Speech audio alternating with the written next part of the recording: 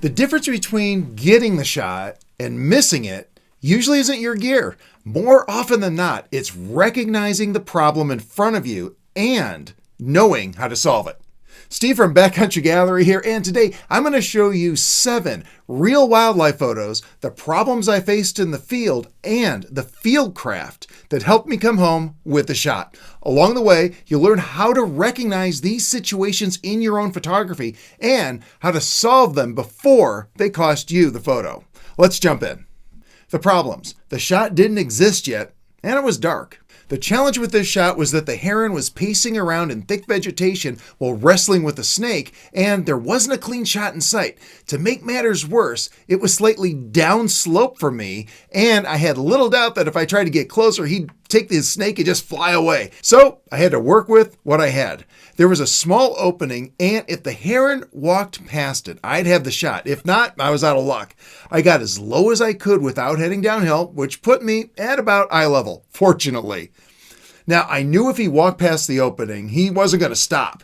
That meant I needed enough shutter speed to freeze motion. Based on past experience, I figured around 1/1250th of a second was about right. Now, the downside was that pushed my ISO to 10,000. Not great, but since I was going for a frame-filling headshot, I was confident that my noise reduction software could handle it, and it did. As I like to say, I'd rather have a sharp, noisy photo than a clean, blurry one. Also, the more you fill the frame, the better noise reduction software works. If this had been a heavy crop instead of a full-frame headshot, the noise would have easily overwhelmed the feather detail and, of course, ruined the image. Although I had to wait a bit, he finally did walk past, so I was able to capture the shot, and it cleaned up beautifully. The problem: impossible to get low. What the heck? How did I shoot this eye-level shot from up in a safari truck? Although it looks eye-level, the trick was staying back and using a long lens. The farther you are from the subject, the shallower the angle between the camera and the animal, which makes a low subject appear closer to eye level. I had the driver hold back just enough so I could use a longer lens to help it make it look like I was down low in front of this little family as they moved down the trail. For an example of why this works, in the illustration below, the cat on the far right is going to look far more eye level than the other one, and that can make or break an image. Sometimes, even if you can get closer, it's better to stay back and use a longer lens so you can get that kind of eye level feel in your shot. The problem: autofocus jumps away at the wrong moment. I'm often asked if back button AF is really necessary. Most of the time, I'd say, doesn't matter, but there are situations where it absolutely does. These little crabs are a perfect example. Here's the setup. I'm hand-holding the lens, squatting in the water with my feet on slippery rocks. Waves are hitting me, and I'm trying to focus on the little eye stalks with a 400-2.8. As the wave crashes over the crab, AF has to be disengaged, or it's going to jump to the water and ruin the shot. My solution with back button AF was to keep AF engaged right up until that split second before the wave hit. As soon as it was about to break, I released AF on and I fired away. That kept focus on the eye stalks as long as I stayed steady. Now you could argue that AF lock or AFS could have done the same thing, but it's trickier than it looks. Since I was hand-holding in a slippery, awkward, wavy spot, there was definitely some movement on my part. If I had focused and locked onto the eye stalks with AFS, it would have been fine for a quick moment, but invariably I'd move a little and throw the eye out of focus before the wave hit. Remember, critical focus is really narrow here. With back button AF, I could keep AF engaged and focus absolutely perfect until that very split second before the wave hit, at which time I'd release AF on and I'd fire away. The result: my eye stalks were tack sharp 95% of the time, even when the crab was under water. The problem: rim light without clipping. Although they can look incredible, many photographers shy away from backlight or rimlit shots like this one, assuming they're just too difficult to pull off. The truth is, they're not nearly as hard as they seem. You just have to manage a few key things. Number 1, protect the highlights. Rim light clips fast, so watch your brightest areas closely. Now, I'm okay with just maybe a hint of clipping in the rim light, but I like to keep it minimal. Now, this shot only needed a negative 2/3 of exposure comp.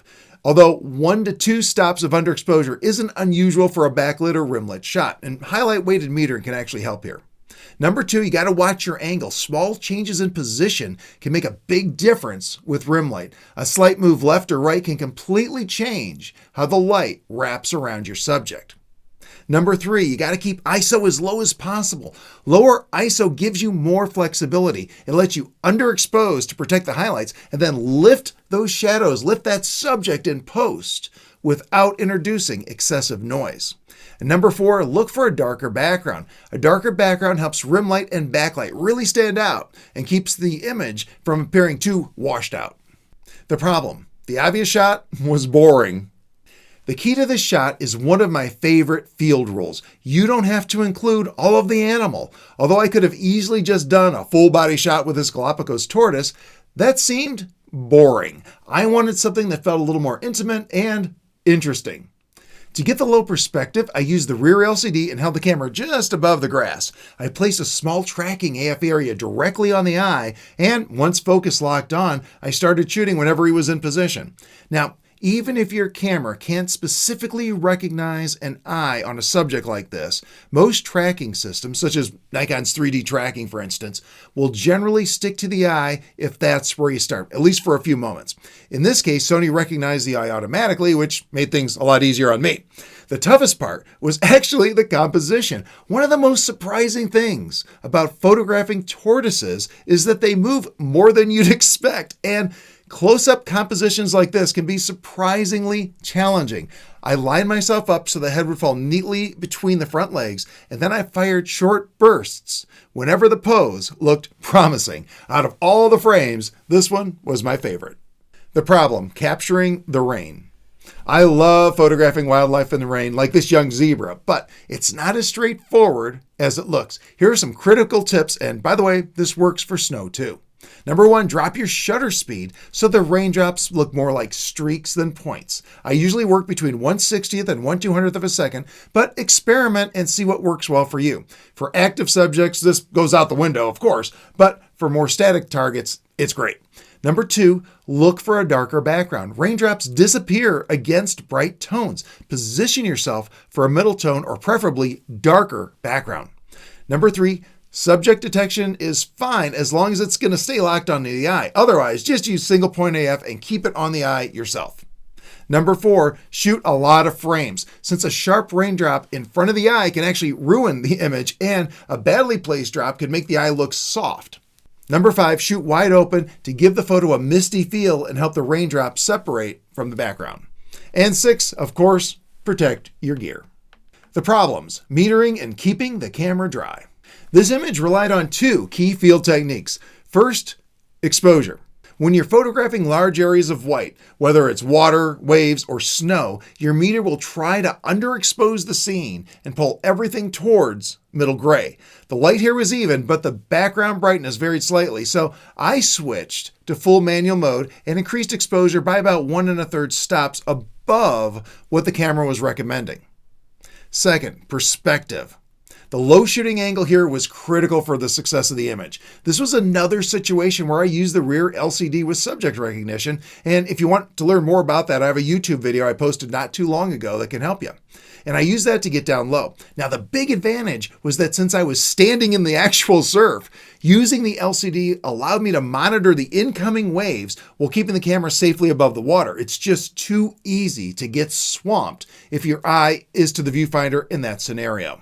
By the way, if you enjoy these sort of behind-the-scenes breakdowns, I post field notes like these regularly on Instagram. A lot of them never make it to YouTube videos, so if you'd like to see more examples like these, make sure you drop by my Instagram page and follow me.